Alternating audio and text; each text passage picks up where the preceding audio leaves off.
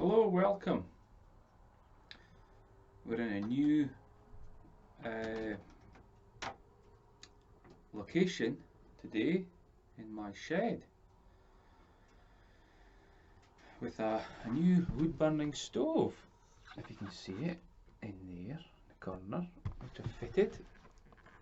So it's quite nice for colder days, and it's been very cold in the last few days, and it's a nice place to write and to work and think.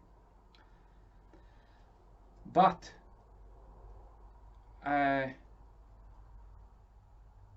something came up on social media.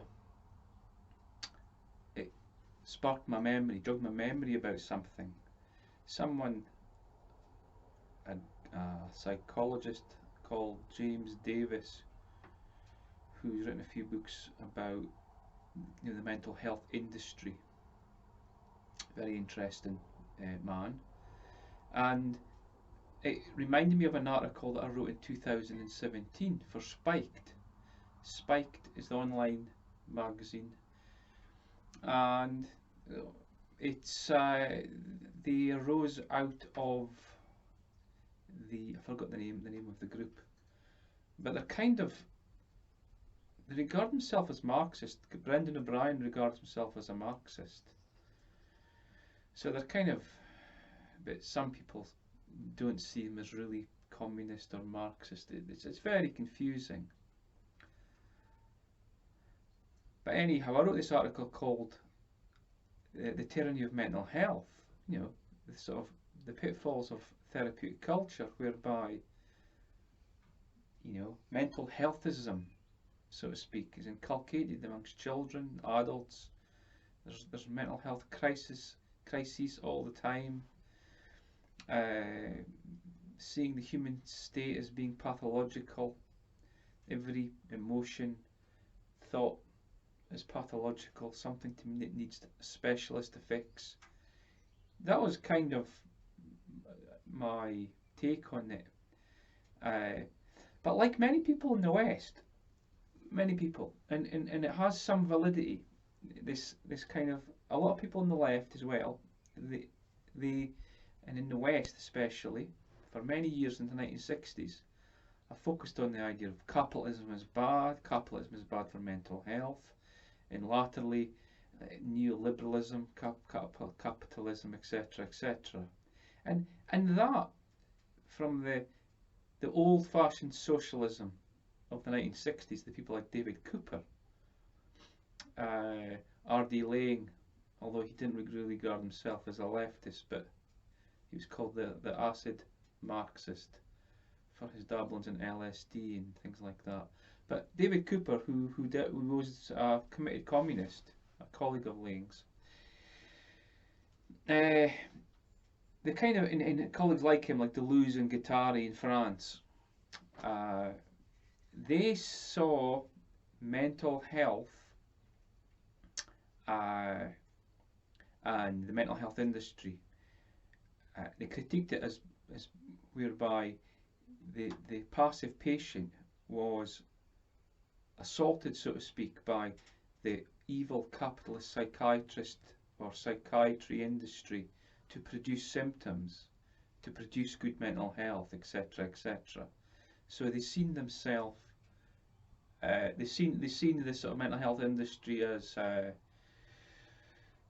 embodying capitalism in such a way where production was intertwined with it, and so it has some merit. It has some merit because the human psyche, being, so to speak, is not a commodity to be used or for symptoms to be produced or reduced.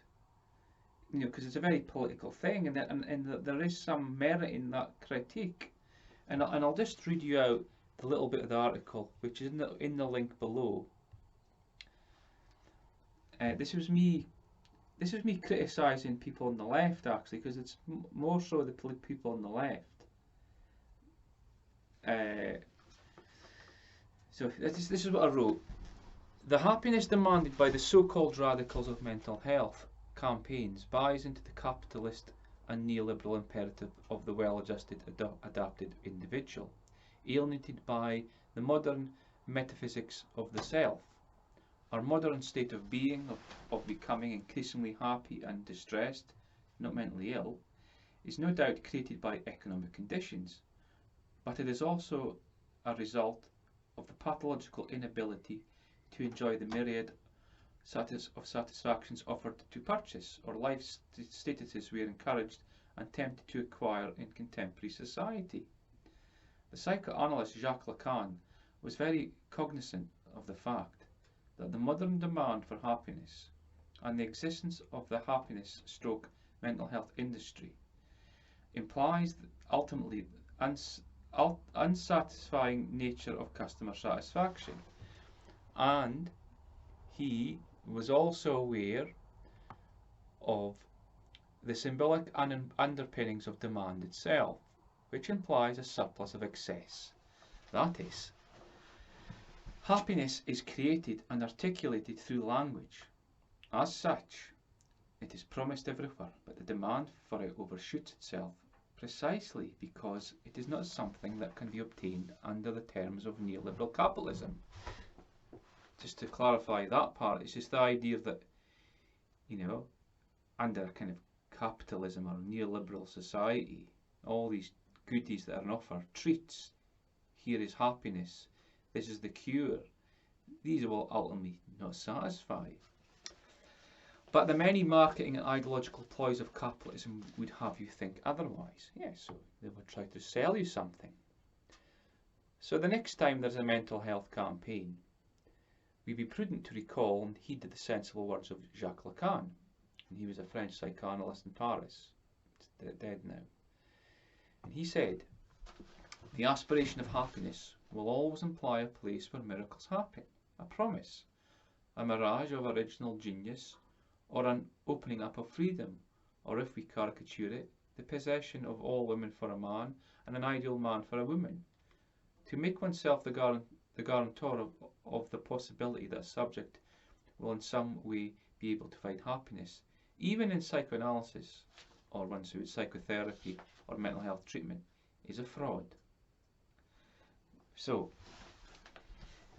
and this critique that I had there about the so-called radicals of mental health. Nowadays, it seems that they very much buy into this demand. They demand good mental health. Everybody look, there's a new mental health crisis. Even now with the lockdown thing, some radicals on the left, and often they come from the left, these demands for better mental health,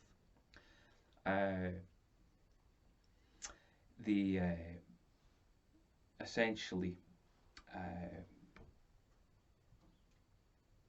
buy into this kind of ironically kind of neoliberal capitalistic idea of it, which is very interesting. So there's something that doesn't quite ring true, and I wrote this article several years ago, and this is an issue. This ties into a lot of things. For many years in the West, we lived on the other side of the Iron Curtain, and so to some extent the idea of communism or socialism was romanticised, and this has been a hangover since the 1960s from the culture. Nowadays you've got Antifa and mental health radicals and demanding of the NHS and other mental health charities to the government for more money and funding for all sorts of myriad of problems. But I criticise this, and I tried this article, actually, this is interesting, I tried to get it published in a few more left-leaning journals, because I thought it was important, because I thought the demand from the left in regard to this was in error because of its buying into the capitalist neoliberal thing. But there's another little darker hidden hole to this whole story, because this is very, very interesting, especially in relation today into the COVID thing, because, you know, undeniably lockdown and the psychologists of SPI-B deliberately making people mentally unhealthy will create an industry where in the months and years to come people will need mental health treatment. And but this is not a capitalistic or neoliberal problem. This issue of creating a mental health culture, a therapeutic culture, a very kind of malignant mental health culture where people are encouraged to seek the cure through capitalism or neoliberalism. But on the other hand, on the communist side, on the left, there is most definitely a current where it pushes it as well. And I came across a very interesting article, short article, called Brain Equals Washing. It's a synthesis of the communist textbook on psychopolitics. The introduction was by Eric D. Butler, and the actual author, I keep forgetting the guy's author, Kenneth Goff. He was an American communist. Now,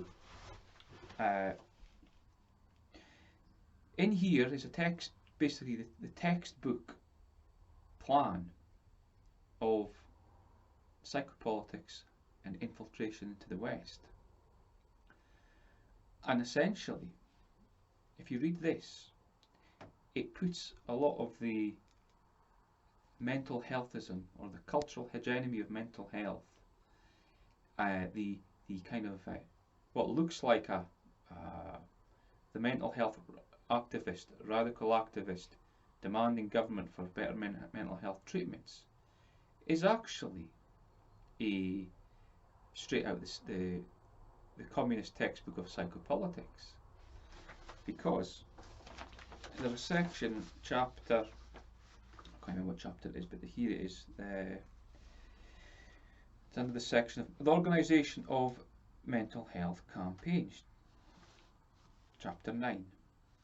Psychopolitical operatives should at all times be alert to the opportunity to organise for the betterment of the community mental health clubs or groups. By thus inviting the cooperation of the population as a whole in mental health programmes, the terrors of mental aberration can be disseminated throughout the populace. In other words, inculcating within the population the idea of mental health, the importance of mental health, making people basically see themselves as a psychopathology. Like I've mentioned in my other videos about the resilience well-being programs in school, getting kids to be so concerned about the minutiae of their thoughts, thinking and emotions. This is straight out of the Soviet playbook. And of course, if we do live in a capitalist society, there's a neoliberal thing, then that will be taken up by that, no problem. Quid pro quo. Anyways, so it's very difficult to tease out what kind of society we're living in. In some sense, this Soviet psychopolitics, communist psychopolitics, and the kind of the negative aspects of neoliberal capitalism, the mental health culture, the therapeutic culture, seems to be indistinguishable. It's very interesting. It's a very interesting sort of phenomenon. Anyways,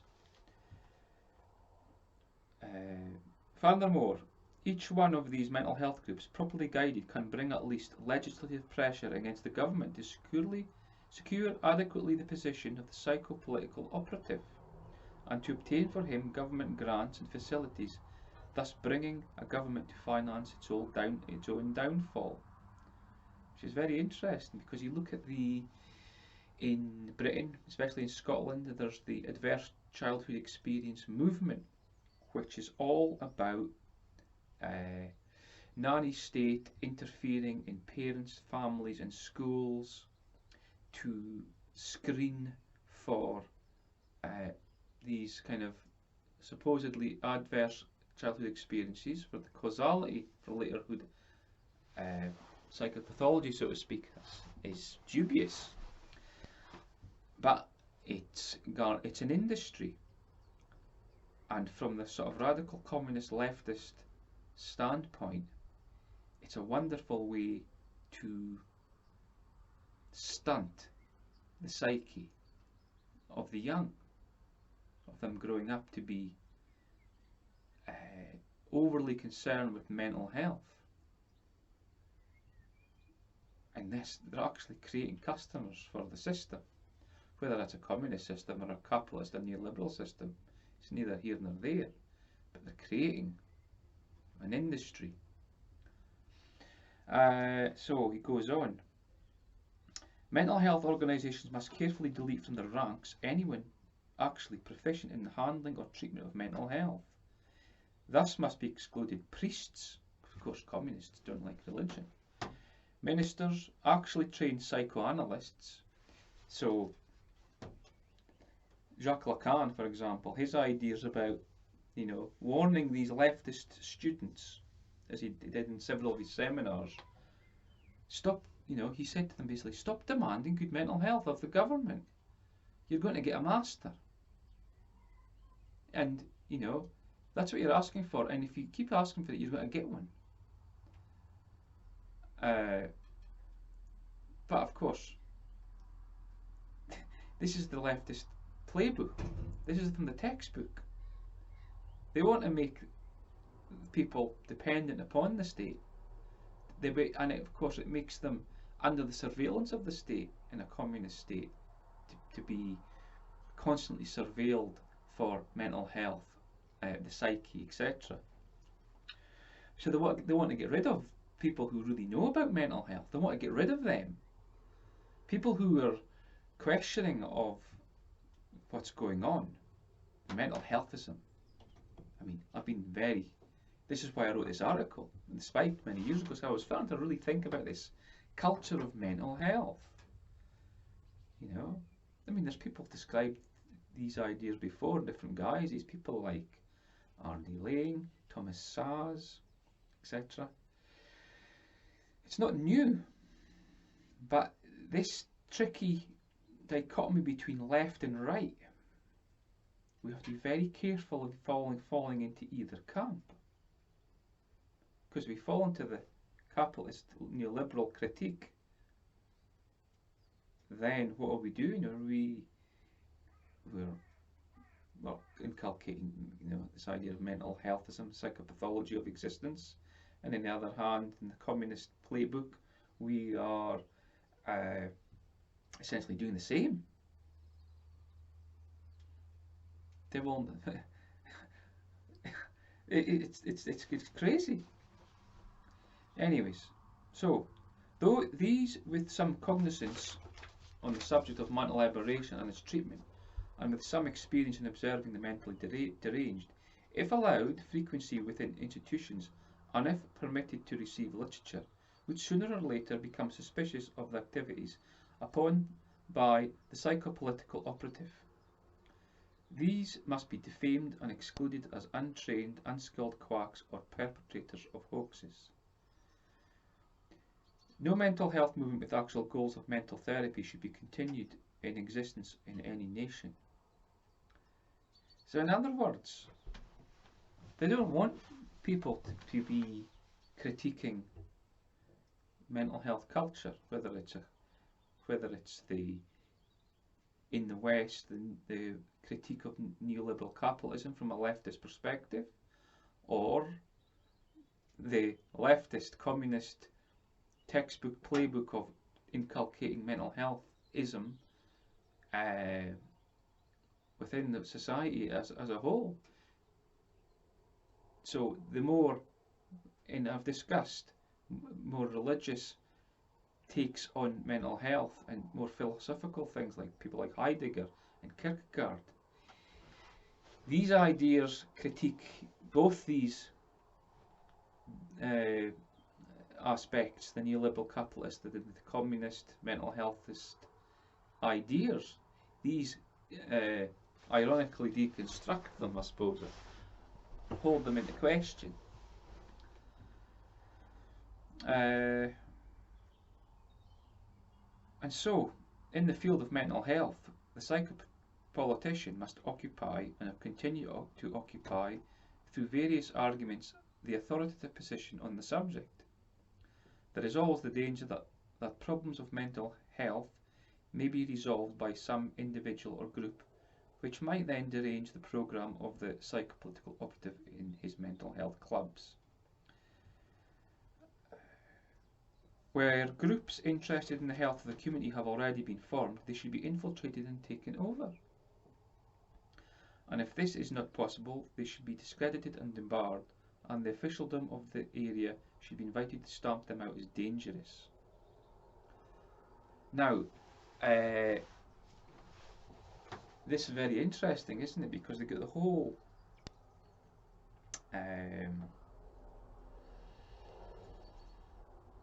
movement of, you know, people with lived experience, experts from lived experience, kind of fueling the idea that everything's psychopathological. It's not to downplay that people have experience of how to get through mental distress, but it can be recuperated within these demands, whereby it can encourage the kind of the tyranny of mental health-ism. It goes on here.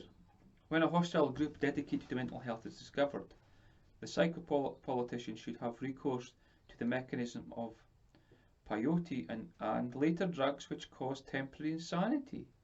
He should send persons, preferably who are well, under his control into the mental health group and invite the group, whether Christian Science or Dianetics or other practice, to demonstrate its abilities upon this new person. This is kind of old stuff, but modern times you have psychiatric drugs like SSRIs, antidepressants, and of course these were developed mid-90s. They were around in the 1990s, definitely in the 1990s, and again thrown out into the market with a lot of the data of their dangerous side effects hidden. Very prevalent, very important information regarding the COVID-19 vaccine. I mean, these SSRI drugs were licensed as well, so a better, higher standard of approval. But as people like Professor David Healy has pointed out, withdrawal effects from these drugs, to try and come off these drugs, are very, very difficult. The instances of these drugs inducing kind of more psychiatric illness and suicide risk are now well known, but the data was hidden. It was GlaxoSmithKline, and they had to pay out a lot of money for this. And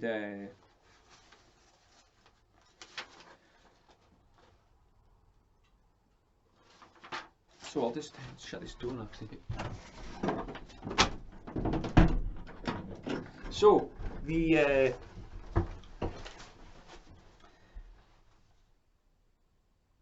thought this was a very interesting paper to discover. It's not very well known, But the rest of the booklet, it's a small booklet actually, 47, 49 pages. Very difficult to get hold of. I managed to get a PDF. I'll give you a link below in the thing below. But what's going on today in the West? Before COVID happened, the whole adverse childhood experience movement, the constant, the royal family's battle cry for mental health. Harry and Meghan, or was it the other brother, William and Kate? Every other week it was like some sort of rallying cry for mental health. And now with COVID, with the SPI-B, psychologists deliberately making people mentally unhealthy, despite calls for like people from me and other people from the Heart Group and Gary Sibley,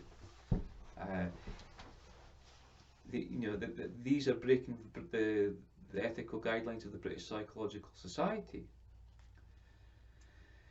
It'll be recuperated, all this critique, and no doubt it'll just be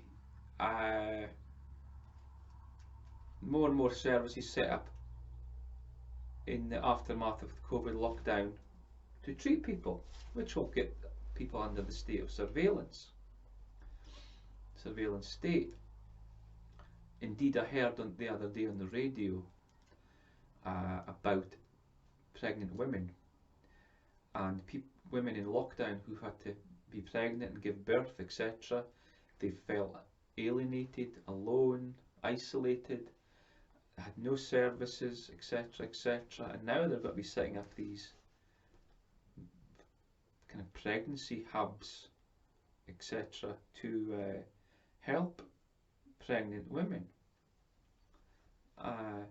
which is more kind of nanny statism, but it's also they're turning the idea of being pregnant and giving birth and having children into quite a pathological process.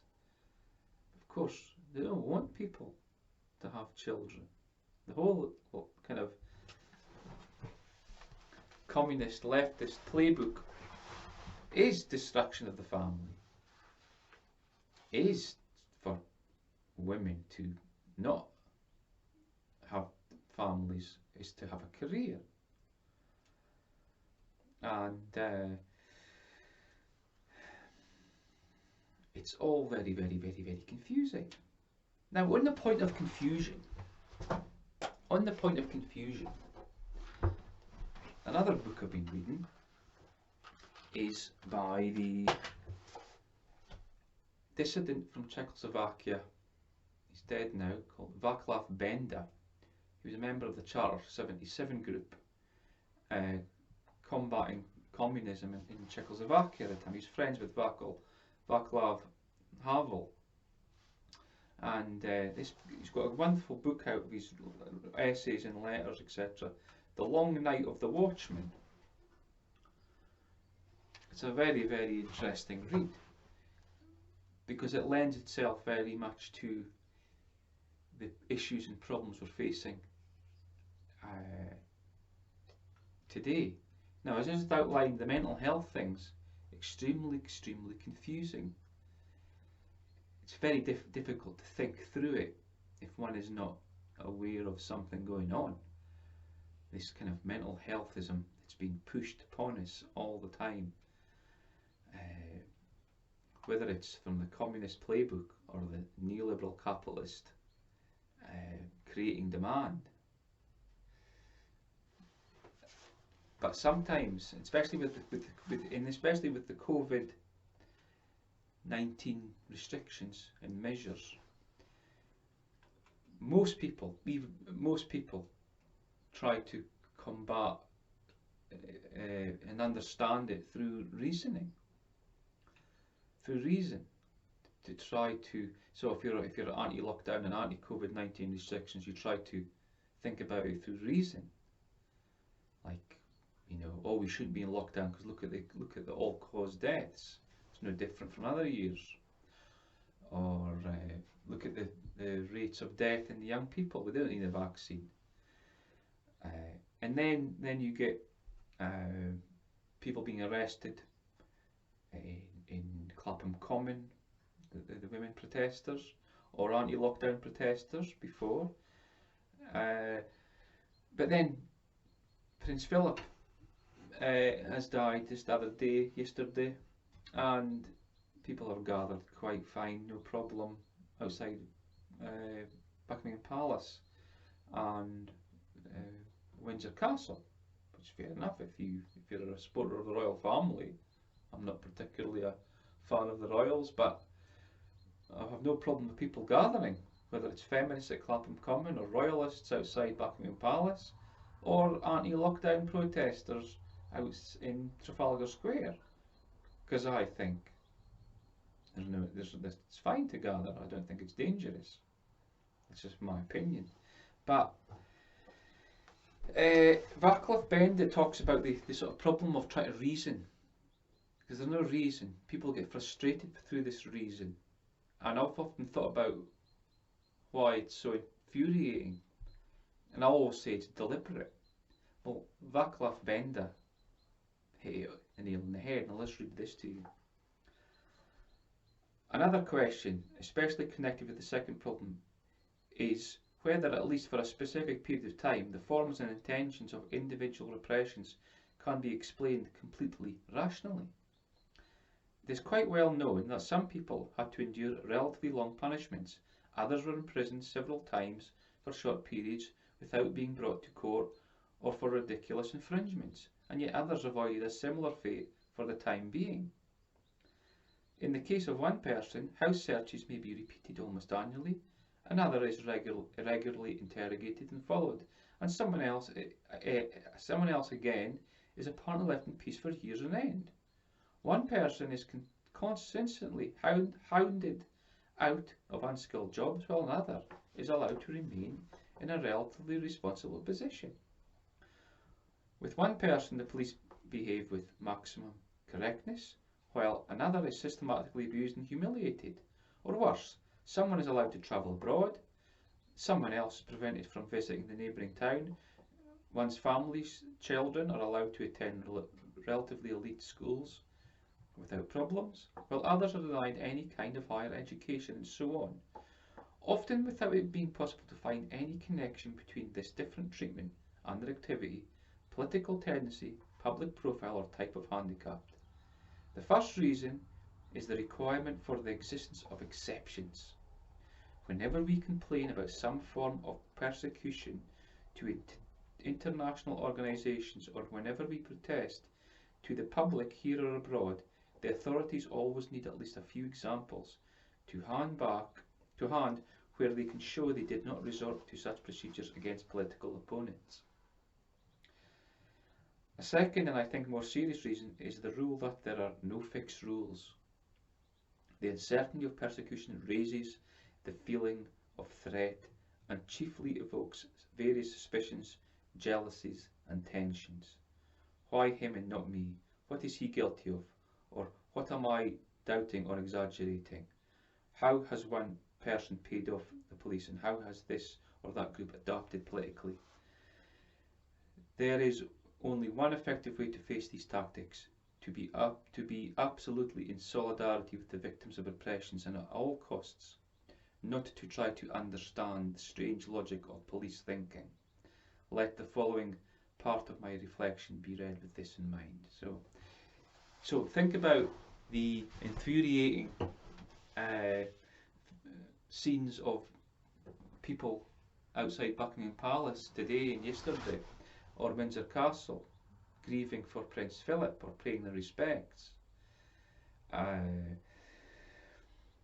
People, Black Lives Matter protests, untouched by the police, whereas at anti-lockdown protests, people being arrested. Or Boris Johnson sitting in cafes in the West Country, no mask on, with other people. Or Nicola Sturgeon at a wake. Or then the harsh, you know, a woman outside Parliament being bungled at the back of the van. Charles Walker screaming at the police saying, "What the hell are you doing? She's just an old woman." So, according to Benda, from his wisdom of living under a communist state, this is deliberate. These are deliberate to raise tensions. And what was SPI-B talking about? That I've talked about in my other videos. SPI-B of Sage. People are not threatened enough.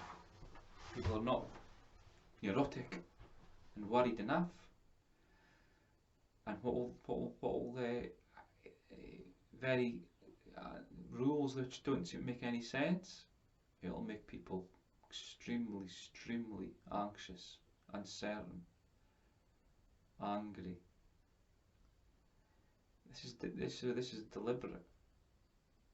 This is deliberate. And of course, then you're making, if they want to inculcate a mental healthism in the aftermath of COVID, which many people will be suffering after COVID for many years, then they've got customers ready and waiting.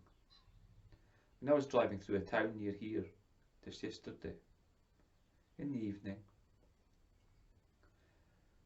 and I seen two people at separate times driving around the town, completely on their own, no one near them, there was no one, not one person, the empty dead street, and they had a mask on walking down the street, outdoors. I know people who are scared to come out to go to the hospital for their appointments. And then on top of that, you get all these incomprehensible different rules. What must they think when they see the people outside Buckingham Palace? Is COVID over? Is COVID over now? You know? But if there's a lockdown protest tomorrow, there'll probably be arrests. Probably less people as well than outside Windsor Castle. I mean, there was TV crews today, yesterday. Lots of TV crews, BBC, Sky News, no masks. Lots of people unmasked. I mean, they're outdoors, but you don't have to wear a mask outdoors, I suppose.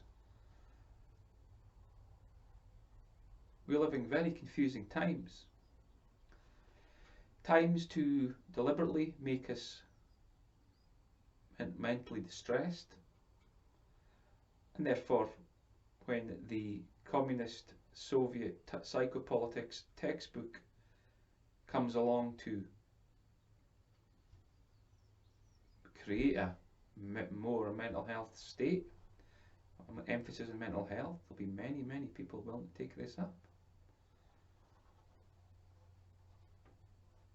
So a few thoughts there, and that's all I'm going to say, but I'll probably return to this area again.